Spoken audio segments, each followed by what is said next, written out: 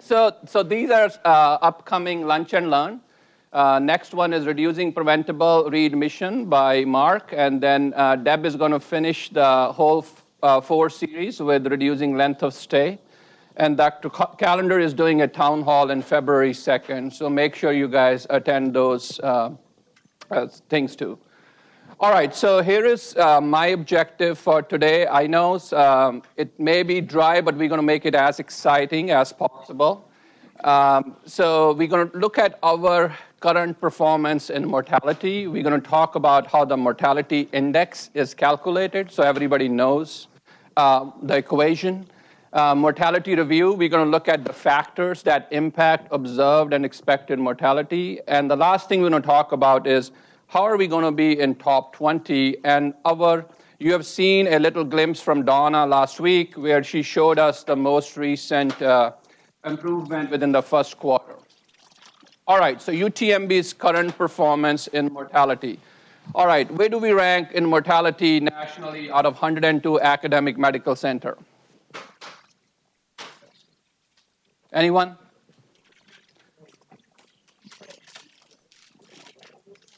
Okay, we rank overall 76th, okay? Where do we rank overall in mortality nationally?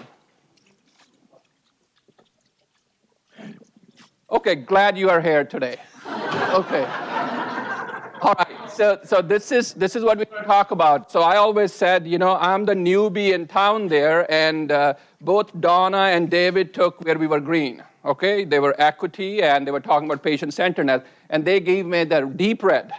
And mortality is deep red, and we rank in the bottom decile.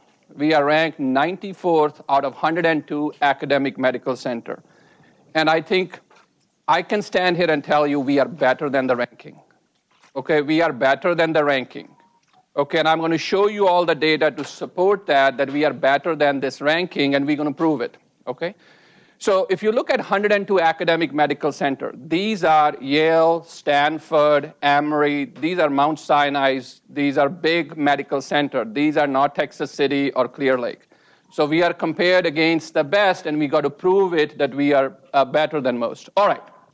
So let's talk about the mortality rate. So it's basically referred to number of people that died during their illness, during their hospitalization, to the total number of discharges. So if we discharge 1,000 patients per month, we got 20 deaths. It would be 20 over 1,000. That is typically how the mortality rate is calculated. So we know that the mortality rate, if you just look at a percent, it's not apples to apples. Okay, so some patients are sicker than others, and sicker people tend to die. So we have to show that how we are calculating how sick a given patient is who died during their hospitalization. And we're going to talk more about that. And our overall goal is actually, it's a numerator and denominator game. It's simple math that you guys got taught in elementary. Okay, there's nothing fancy about it. You got to reduce the numerator and increase the denominator. So you got to reduce the observed mortality and actually increase the expected mortality, okay? So let's go to this. Now, if you look at outcome, it basically boils down to 3 simple things. How sick the patient is, whether patient gets the right care by the right provider and got evidence-based care, and the last thing is, did the patient suffer any medical misadventure during their hospitalization? That's random error. So as we improve our quality of care in terms of doing evidence-based medicine, asking for help when it is outside of our expertise, we can actually improve this. So this is a simple fact. So when somebody dies, you're focusing on these 3 things: how sick the patient is, did we do everything appropriate for the patient, and was there any medical misadventure during the hospitalization that killed the patient? And that's simple. That's how we go about this. So now this is the boring part of it, okay? But I'm going to make it simpler. So when the way Vizient or calculate mortality ranking is they divide all discharges into 10 service lines, okay, and 1 non-service lines. Overall weight for mortality is 25%. So quarter of weight of ranking is mortality. So your overall performance goes where the mortality ranking goes. So that's why mortality is so important for any academic center to rank in the top quartile. So if you look at it, red is bad, green is good. These are all our service lines. We are performing in the middle in some of them, and we are red. Like in this case, we have CT surgery, which is red. And if you go into mortality and vascular surgery, and these are non-core. Non-core includes transplant and OB, okay? And some other, burn is also as a non-core service line. Only way we're going to get into top quartile if all these arrows are towards green. Okay, so we have opportunity across all service lines. So the weight is equally divided. So if we improve cardiology and we don't improve CT surgery or vascular surgery, we ain't going to improve our performance. So we have to actually spread it across all service lines here. So let's talk about what are the prevailing theories. So when you talk to folks who wear white coats and say, hey guys, why do you think our mortality rate is high? So the first thing is, God, our patients are sicker, okay? So I would say, that's fine. Prove it, okay? Prove it that your patients are sicker. Don't say it to me, okay? So that's the key. And we're going to talk about how do you prove that your patients are sicker. The next thing is we got a lot of transfers. That's not correct. We know our data. Less than 10% of our patients are transferred. 90% of our admissions are coming through ED or coming through from our outpatients. So, and most of our transfers are internal, from Angleton or League City. Very small fraction comes out from other places. They're all DNR cases. That's not true either. You guys know that, that not everybody is a DNR. Okay, so now this is another thing which I love. The data is wrong. Now think about it. There is nothing gray about death. It's black or white. Okay, so how can you be wrong with mortality? You can be wrong in some of the other stuff in terms of cost, that do we really know how we are calculating our cost? But I think when it comes to mortality, it's black and white. So you know how many walk into the hospital and how many died when they got out of the hospital. So we want to make sure that people understand that mortality data is actually pretty accurate. Coders do a poor job. That's the easy way. We have coders sitting over here. They do their best. They can only do what you document, and we're going to talk more about that. So most of these deaths are expected. So that's great. So let's pause here. As a seasoned, provider and a seasoned nurse, you walk around at the bedside. You say, you know what? I don't think Sharma, this patient, is going to make it. That's your gestalt. And actually that's very good. Canadian did a study where they actually did that. They actually looked at the severity of illness using Apache or some other expected mortality prediction model, and they asked a bedside nurse and a bedside clinician. They said, what do you think this patient is going to make it or not? It was yes, no. They said, no, I don't think it's going to make it. And then they did it through the risk prediction model, and it was very good. Okay, your gestalt is as good as the model. The problem is Vizient does not have a variable called gestalt. Okay, and your gestalt may be different than my gestalt because some are optimistic, which most of us are, and some are realistic. I'm not going to talk about pessimistic. I'm saying some are too optimistic and some are realistic. So it's often hard, is your gestalt better than somebody else's gestalt? So to keep a level playing field, it's better to have a model that everybody is using and it can be reproducible. So that's the reason of this. Then the last one is we can't improve mortality, and I'm going to show you that we've already made strong headways in this regard. All right, so the second part is how is the mortality index calculated, O to E, and that's where we're going to spend some time. This is observed mortality. As I said, it's simple equation, number of deaths over total number of discharges. Only caveat here that the hospice deaths are excluded. So if the patient during inpatient stay got discharged and got admitted to inpatient hospice, that patient is excluded both from your numerator and denominator. All DNR, all palliative care, all comfort measure patients that are under primary team are still part of both numerator and denominator. So this is the expected mortality, O to E, observed over expected. So it's a simple ratio, and a score of less than means that more patients survived than were predicted. A score of more than 1 means that the patient passed away when they were predicted to, so a lower score is better. If the model does what it does, and if everybody documents correctly, you should not have an O2E of 1 or higher. Everybody has to have an O2E less than 1. Okay, and I think it is a statistical thing, and if you get time, and I'll sit with you guys to explain to you that you should not, if you're running a major academic center, you should never have an O2E above 1 if you are doing everything correctly. So it sometimes gives me a pause that why should O2E be above 1 for major academic center? Because it's up to you to show how sick the patient is. So the ball is actually in your court to drive the E. So the way they do it is they lump all the patients. These are thousands and thousands of discharges, and they normalized it. So they basically do a normal distribution. They look at average, and then they look at 1 standard, 2 standard, 3 standard deviation in terms of O2E by different hospital. So if you look at top performers, the top performers' O2E is about 0.4, 0.5. So think about it, what does that mean? That almost means 1 goes in, 2 comes out of that hospital. And the only way that's going to happen if it's OB. And OB in general had a very low mortality. So it tells you that it is all driven by E. Okay, so the hospitals that have worked on and improving their E to show how sick their patients are, they are the ones who have the advantage over the hospitals who have not worked on this. That's as simple as it gets as far as O2E is concerned. Okay, so our current observed mortality rate, this is just fresh. In 2015, we have 12,000 discharges. These are adult med-surg only.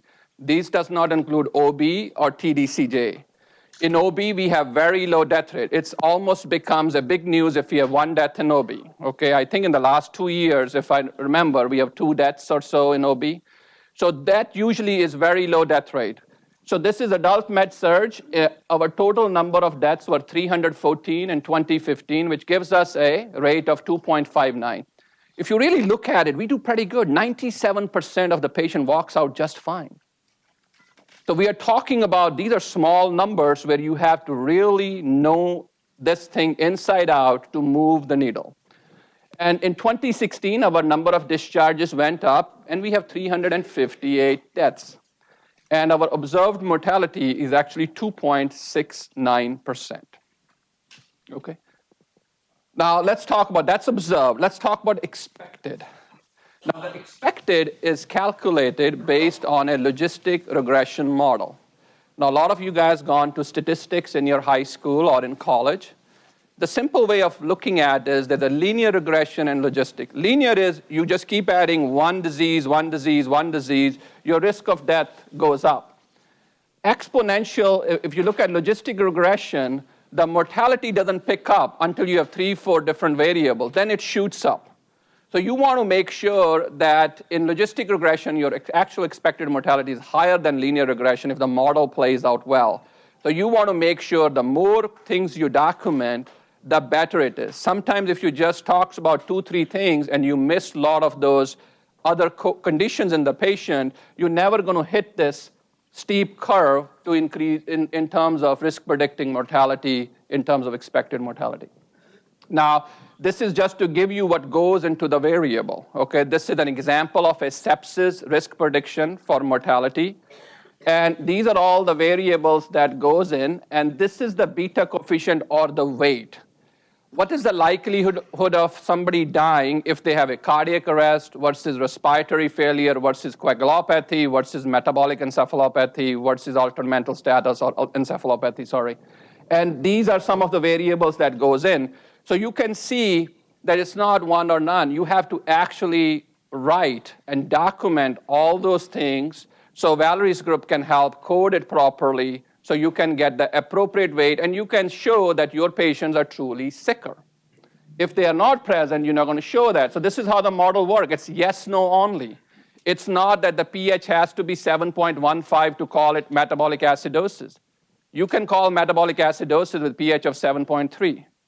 Okay, it's a yes-no model. So as long as it is there, so you basically, all yeses get multiplied, and you get a risk prediction for a given patient. So at the end of the day, if you do 13,000 discharges, there's the expected for all 13,000 that goes out of this hospital. And there is an expected for 358 that died. So at the end of the day, the O2E has to be balanced, that it has to come below 1. So not only we have to improve documentation in people who died, we need to improve documentation across board for all the saves we made during the entire year to get the credit for them. So this is what I showed you guys in June last year when I presented to you guys. If you look at it, our observed mortality and our expected mortality, it was 2.8 and 2.5. So O2E is going to be above 1. Your expected here is 2.5%. Your observed was 2.8%, and our O2E was actually 1.15. So other way of looking at it, we have 15% higher odds of death that the patient walked into this hospital compared to our peers, which is not correct. So we are penalizing ourselves by poor documentation.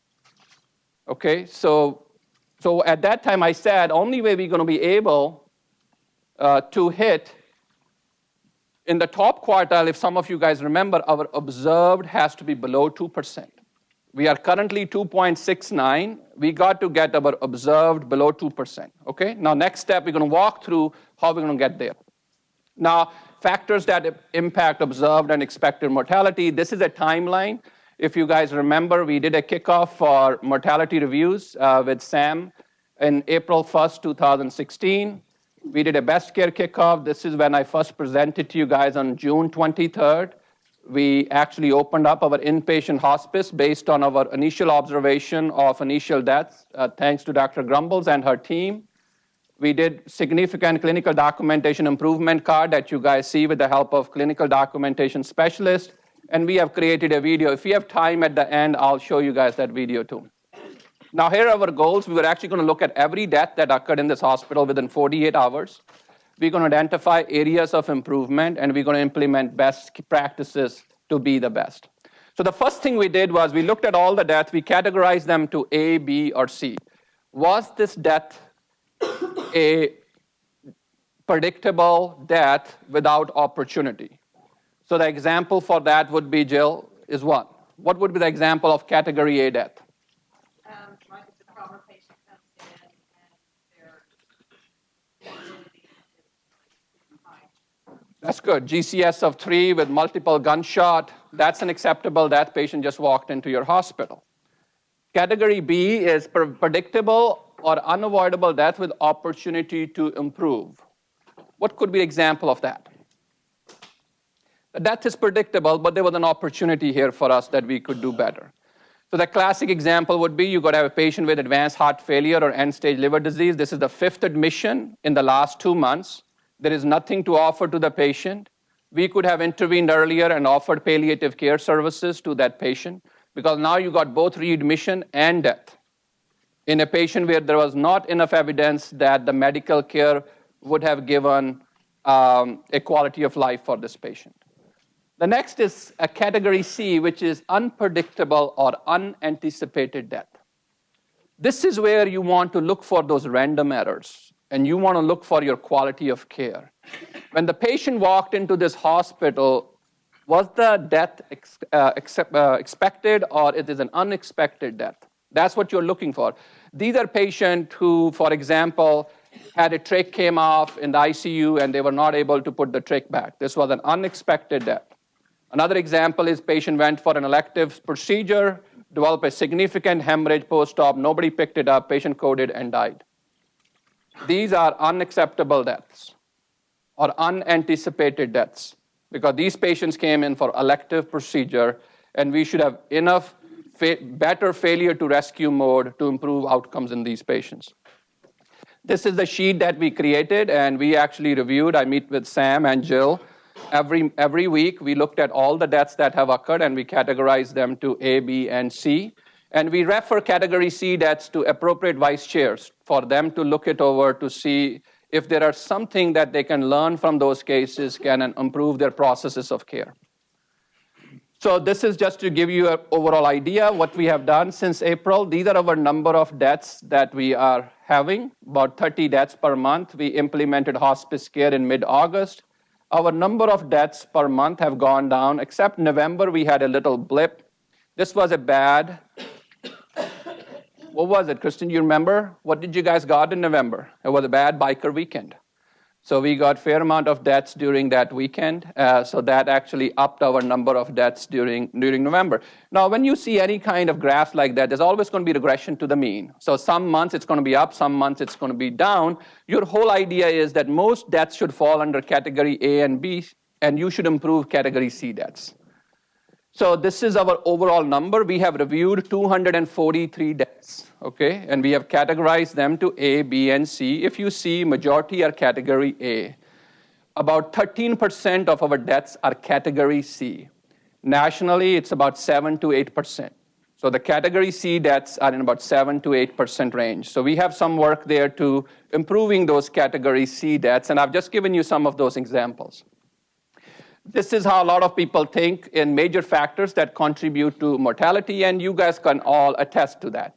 Delays in recognition, variation in practices. Currently we are running through high census and overcrowding in the ED. The patient should get the care where they deserve, so we should be moving and mobilizing patient fast.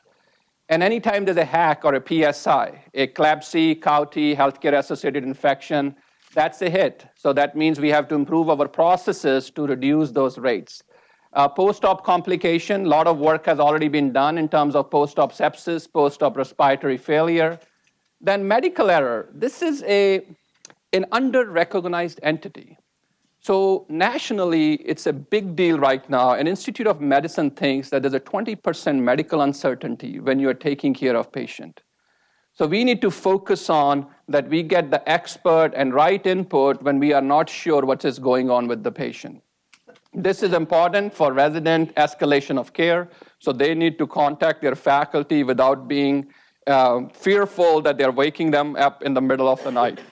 And the last one, which we have already started here, thanks to Dr. Grumbles and her team, about end of life and hospice care. This is our category C deaths. If you look at it, since we start looking at that and increased awareness about this issue, our category C deaths have gone down. Okay, in December, we actually had a 0 category C deaths. Majority of the deaths were actually expected with some opportunities, and most opportunities were where we could offer palliative care or hospice early in the care of those patients. All right, so the next thing is, how are we going to get to top 20? That's what you guys are here for. That's where we need all your help. All right, in terms of observed mortality, what can we do to improve our observed mortality? The goal when you walk out is 2%, okay? 2%. So if you want to talk about what should be our observed mortality is 2%. So the way to do it, we got to do evidence-based practice. We got to improve our system and processes of care. There are human factors involved where your judgment may not be that, you have to think through that judgment that you made on a given patient. Patient may have multiple comorbidities, and the likelihood that they were going to benefit from that surgery is close to nil. It may be better off not to pursue that, but sometimes the patient and the family wishes for that, and we have to take that into account. But you have to have some kind of understanding when we make those decisions. Escalation of concerns about deteriorating patient. This is something that GM is taking into consideration. How we involve our faculty more into decision-making in after hours. Expertise input. This is getting your consultant to help you. And appropriate use of palliative and hospice care. So if you think about it, this is all that is needed to get our observed from 2.69 to 2%, okay? And let me show you by numbers how we're going to do that, okay? So if you look at in 2016, we have 358 deaths, 2.69%. And to get to 2%, we should have 264 deaths, 94 less deaths, and Deb's going to love that, or we got to have a throughput of about 4,500 more patients, okay? Now, I'm going to simplify it. We have 1 death every day in this hospital. All you got to do is skip the third day. All right? That's it. Okay, we have one death every day. All we got to do is skip the third day. If we can skip the third day, we will get to 2%. And how do we do that? So we can convert patients who are expected to die to hospice. Currently, we are actually doing an excellent job. We are moving 5 to 7 patients. I think we have already done, thanks to Dr. Rao and Dr. Grumbles, we have done 31 up until December. I think January, we already have 9 that moved to inpatient hospice. And we got to, this is the hard part, the next one, okay? This is where I want to stress on the process of care is also important. Just moving patients appropriately to hospice is not going to take us there. We got to improve our processes too. We got to rescue 20 to 30 patients per year with early intervention and improving processes of care. These are the patients where we missed a hematoma or a bleed, where if we would have intervened early, we could have saved those patients. That's the difference between why high-volume hospitals have better outcome.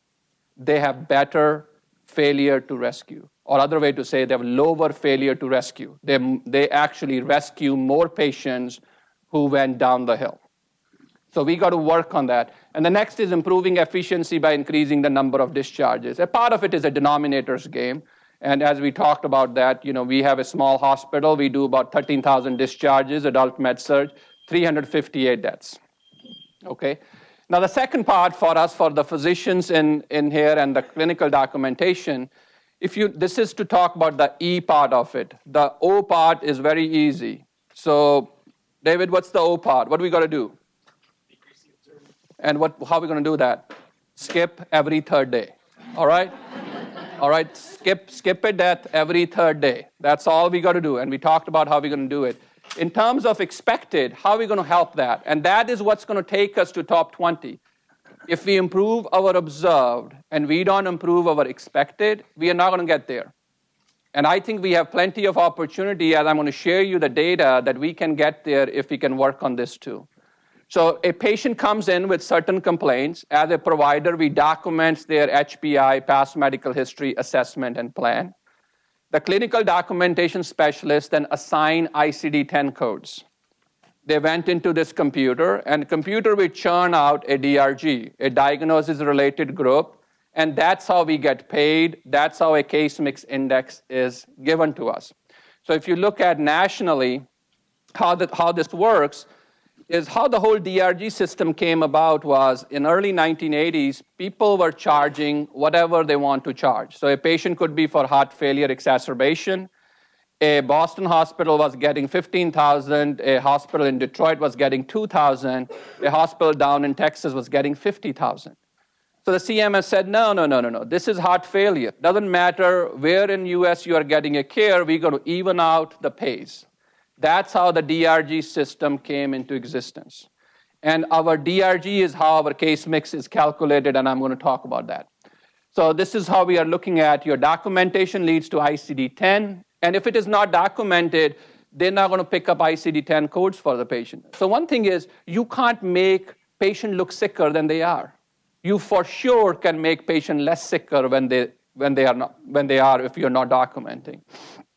So this is how we look at performance and O2E.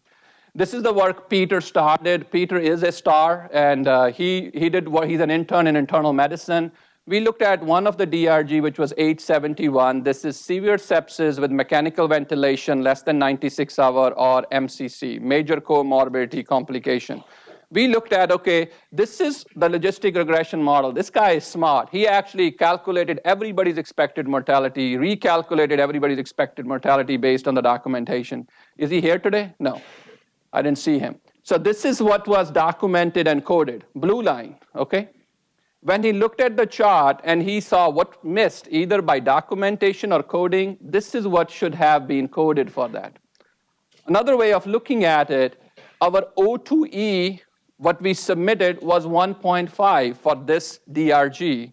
When he recoded and what was documented, it was 0.84. So it tells you that we actually have 16% lower risk of death for patient with this DRG than what was submitted and what we got accounted for. So there was 2/3 of the issue was documentation, and 1/3 of the issue was coding. So we are working on both sides that if we are helping providers document the right thing, we want to make sure that the coders are not missing what is documented in the chart, because the only thing the provider is seeing at the other end who are paying our bills or running these models is what is coded. So if it is coded from their standpoint, it ain't happen, The way it says, we trust everyone, what we should document. All right. So why can't coder get it right? This is the issue. Coder cannot code for something that is not in the documentation, okay? So as a provider, you have to say that a coffee ground emesis, they're not going to say it's GI bleed until we write it. Now for us, you say, well, what the hell? That is GI bleed. A creatinine of 2.4, Yeah, didn't you go to medical school? That's acute renal failure. But they don't, They're not going to pick that up. They're going to see what you document. And then right middle lobe infiltrate, and we do that, and I'm guilty of that, I got my hands caught in the cookie jar multiple times, and still do. And so you can improve your expected mortality by better documentation about 20%. So this is an example, okay? This is how critical this issue is. This is a 78-year-old white male from nursing home with CHF, COPD, AFib. Now, a lot of residents are sitting on there. This is a common patient presentation in this hospital. Dr. A documents shortness of breath, low O2 sat, tachypnea on BiPAP, ABG abnormal, sacral wound, hypotension, GTTS started. Now, how many of you know GTTS if you're not a nurse?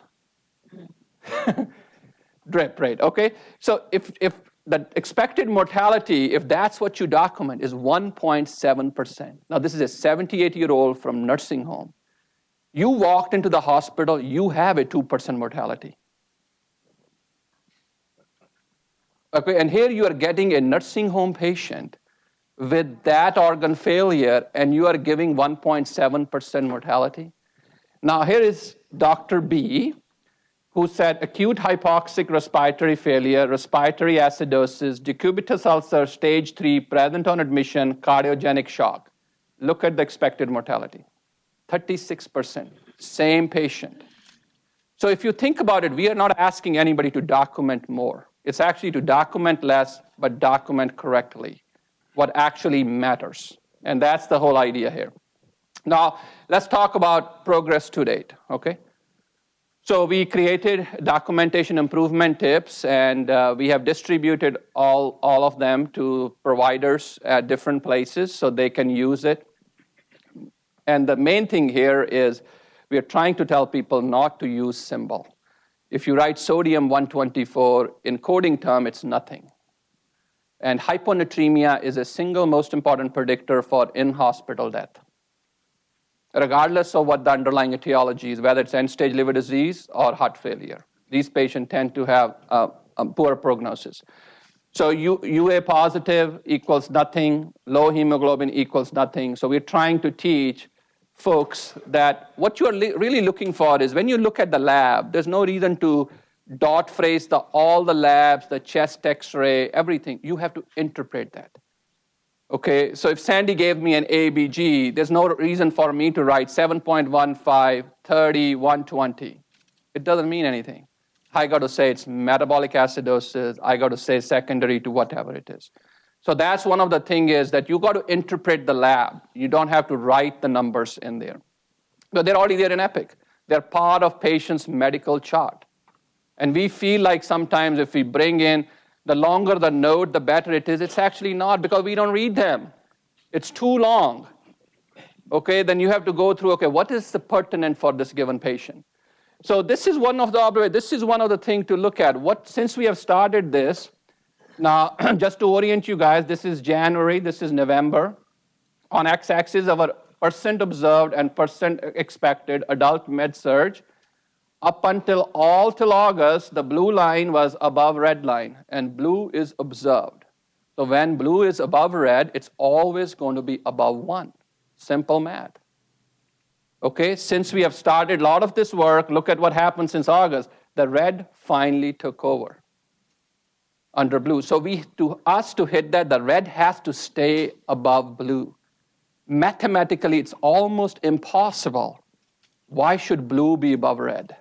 It doesn't make any clinical sense or even statistical sense to have blue. But I think we have not paid that much attention to it, and our goal is to make sure that we work on it very closely, that red has to stay above blue. Okay, so nice work, everyone. I think we are moving in right direction. This is where our challenge is. This is case mix index. Now, a lot of physicians don't know case mix index if they don't do administrative research. Okay, the case mix index is basically you assigned a DRG. It's a weight. Just like when we do our level 1, level 2, level 3, we have work RVU. So we get 2 work RVU or 3 work RVU depending upon what level we are submitting the bill. Same thing for the hospital side. Depending upon what the patient's DRG, there's a weight associated with it. That's how hospital gets the bill. The difference there is the physician is $50 per work RVU. The hospital is about $8,000 work RVU. But that includes everything. That includes room and board, pharmacy costs, the 4 CAT scan you did, the 2 echoes you ordered. That's all part of the package. So a typical heart failure DRG is about 0.8. So you're basically getting about $6,000 for a heart failure patient. When you do liver transplant, kidney transplant, which we all do here, your DRG goes up 2, 3, 4, 5, depending upon the condition. At the end of the year, you just sum it up by number of discharges. That's it. That's how the case mix index is calculated. And being an academic institution, this is actually, if you go look at I would say Texas City, they probably have better case mix index than ours. This is actually very low for an academic medical center. We should have a case mix index of about 2.1, consistently based on what we see. What it needs is we need to make sure we are putting patients in the right bucket when they walk into the hospital. We can't keep them in OB status for too long. And if majority of our admissions are OB status, even though they do not are part of case mix index adjustment, but we have to make sure we triage patient appropriately. Those who need inpatient stay, they get inpatient stay, and they get appropriately documentation and coded, so we get appropriate DRG assigned to them. So this is one of the things we are monitoring very closely in terms of clinical documentation. This has to move. Okay, so if the case mix index does not improve, because that's how your expected is calculated. So it would be very hard for us to hit that, but we can. As I've shown you, we are moving in right direction. We just need to make sure everybody stay focused and work on it together with us. Now, this is just example. 73-year-old female found down in vomit, admitted with CVA, which is stroke, and sepsis secondary to aspiration pneumonia. Neuro exam GCS3. Valerie, what do you assign GCS3 to? What kind of code you got? It's a symptom, so it doesn't add much, so you actually have to write coma. Coma is what gets coded. GCS3 is very hard to code correctly, okay? So, and you can see the weight of missing coma is 0.799. It's way up there. Not too many of just heart failure is 0.02, 0.3. The highest weight for risk prediction for mortality is cardiac arrest. You know they are not going to do well if they have prolonged cardiac arrest. The second is acute myeloid leukemia, okay? Respiratory failure on presentation, metabolic acidosis, metastatic cancer. These are the things that carries weight in terms of picking up how sick the patient is. This is another case, 61-year-old with heart failure and alcohol abuse, just to show you that elevated LFTs, elevated INR doesn't help the coder. They don't know what to make out of it. So you actually have to say whether this is related to liver failure or chronic liver disease, or whether there's a coagulopathy in this patient that you are working on, and does this patient have abnormal electrolytes because of hyponatremia. So these are the things that we are focusing on with our resident as well as with our faculty to try to be specific in their documentation. This is the last case I have as an example. So this is a shock liver elevated INR. So you can see that these are the cases that we reviewed where we thought we could have improved our documentation and improve our coding. So there was some missed opportunity here from coding in this case. So what have we done? Some of the things is with help of Dr. Clark, we actually have put in 15 major comorbidity complication as a template in discharge summary. So surgery resident, medicine resident, they can use it, so we can use an appropriate verbiage to address that. So lastly, here's the summary for me. So I would say use appropriate documentation verbiage. This is mostly for our providers. Document whether present on admission. Present on admission carries a huge weight. So think about you are diagnosing DVT, writing on day 4, but the patient already had DVT on admission. 2 issues here. Now it's a hospital-acquired condition. And you're going to get penalized for that you didn't do right care for the patient, but you didn't document it when the patient first came in. Same thing is when they have decubitus ulcer. It's important that we document it present on admission, not on day 5, that this ulcer came in when the patient was under our care for last 5 days. Add linking statement. We're going to show you the video to support that. Palliative and hospice care, and we are thankful for Dr. Grumbles again for all the help they provide us. Evidence-based practice. We are working closely to reduce variation in care.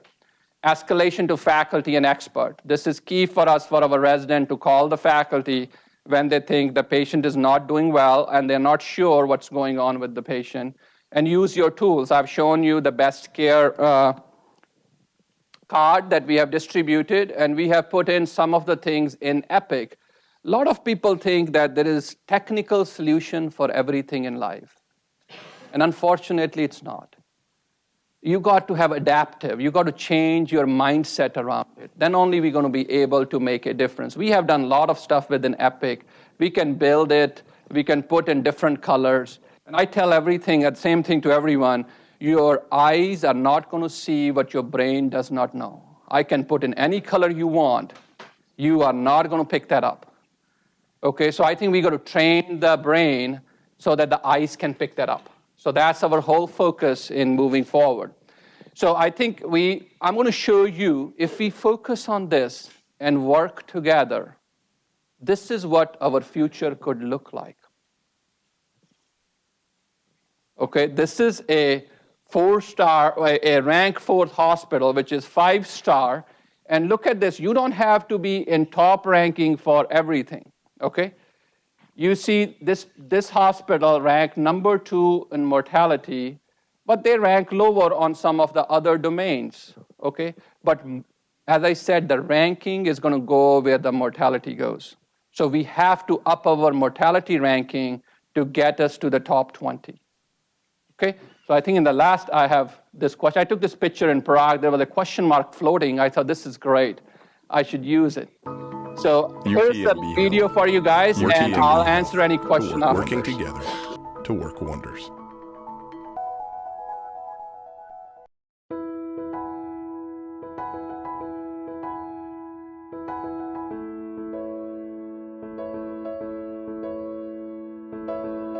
All comparisons between the care provided at UTMB and other medical centers are dependent on the accuracy of clinical documentation. Clinical documentation cuts across 3 key domains of quality and accountability. Specifically, length of stay, readmissions, and mortality are dependent on documentation. All 3 are then tied to the severity of illness. Severity of illness is driven by clinical documentation by physicians and other providers based on a patient's clinical presentation. Coders then translate provider documentation into ICD-10 codes, and a Medicare Severity Diagnosis Related Group, an MSDRG, is calculated based on the ICD-10 codes. MSDRG is then used to calculate the expected values for length of stay, rate of readmissions, and mortality rate. Institutional performance and the comparison of UTMB to other medical centers are based on the ratio of observed to expected, or O to E ratios. Some tips for appropriate documentation are, number 1, be specific. For example, for congestive heart failure, make sure to document the chronicity and severity of the heart failure. For example, acute on chronic systolic heart failure or chronic diastolic heart failure. Terms such as CHF or heart failure preserved ejection fraction are nonspecific in coding terms. So tip number 2, don't use symbols. So arrow up or down with a K equates to nothing in coding terms. You want to make sure and document hyperkalemia or hypokalemia. Also, don't forget to refer to the coding card that's been made and distributed to everybody for more help on more examples for documenting specificity. Tip 3. Add a linking statement when appropriate. It is important for the faculty members to add a linking statement to their attestation. For example, a patient with severe pneumonia and multi-organ failure can be best characterized in a simple linking statement like, a patient presents with acute hypoxic respiratory failure, acute renal failure secondary to ATN, and metabolic encephalopathy in the setting of severe sepsis from community-acquired pneumonia secondary to strep pneumo.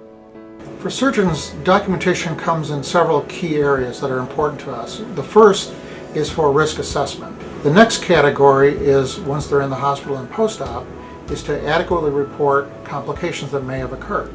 And then at the time of discharge, it's important to capture the events that clearly are tied to adverse outcome. Clinical documentation is used to estimate a patient's risk of mortality on a scale of 1 to 4, with 1 being the lowest risk and 4 being extreme risk. Here's an example of how clinical documentation can affect a patient's risk of mortality subclass. Let's say that patient John Smith presents to the ER with a hip fracture and undergoes total hip replacement. With only that documentation, Mr. Smith's risk of mortality subclass is 1, or low risk. Now let's say that Mr. Smith also has hypertension, coronary artery disease, systolic heart failure, end-stage renal disease, and Alzheimer's dementia. Now while these conditions may be chronic and stable, they still require monitoring, medications, and increased level of care throughout his hospital stay, and therefore should be included in the medical record. Documentation of these secondary diagnoses raises Mr. Smith's risk of mortality subclass to 3, or major risk. So as you see, with good clinical documentation, the patient looks as sick on paper as he or she does on the gurney. Complete and specific documentation is necessary in order to paint the most accurate clinical picture and effectively risk stratify your patient. We reviewed 30 sepsis cases in the DRG 871. For sepsis, there are about 30 factors or diagnoses that impact predicted mortality. And what we found was a systemic tendency to underdocument these factors by about 1 large complication or comorbidity or several small ones. Because of the way mortality models work, this degree of underdocumentation reduces expected mortality by about 1/3 and unfairly increases the observed to expected mortality ratio by quite a bit. For more information about our clinical documentation improvement efforts and to see our progress on all of our Best Care efforts, please visit the Best Care website. A link to the Best Care website can be found on the right column of the IUTMB homepage. Clinical documentation improvement not only supports the Best Care initiatives of UTMB Health, it will help physicians and providers under MACRA. Effective performance year 2017, UTMB providers are at risk for up to 4% of their Medicare payments for patients attributed to our faculty group practice.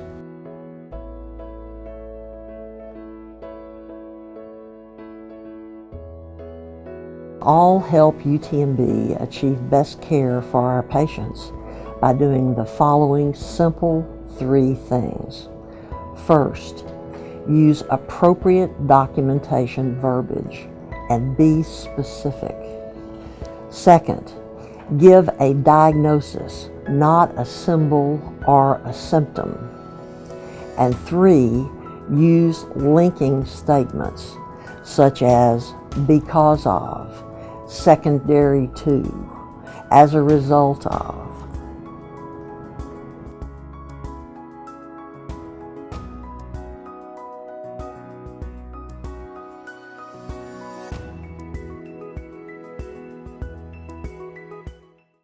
Okay, all right, that's all we have, and if you have any questions, I'm happy to answer.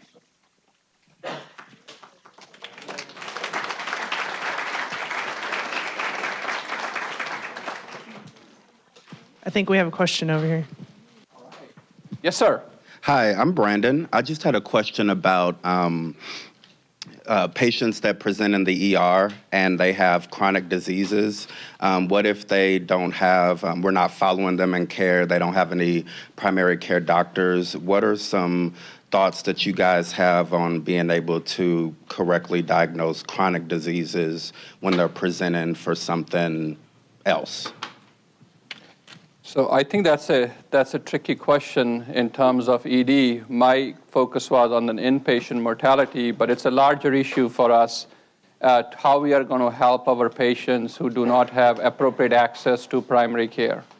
So we are working on how we are going to look for these high-need, high-cost patients. And we are trying to come up with a plan, whether it should be with an advanced practice provider to run those clinics for us where they can take care of these patients which are high-need, high-cost, or safety net where they don't have access to primary care. So we are looking into that, how to help those patients. Any other question? Okay, thank you all for coming. UTMB Health, working together to work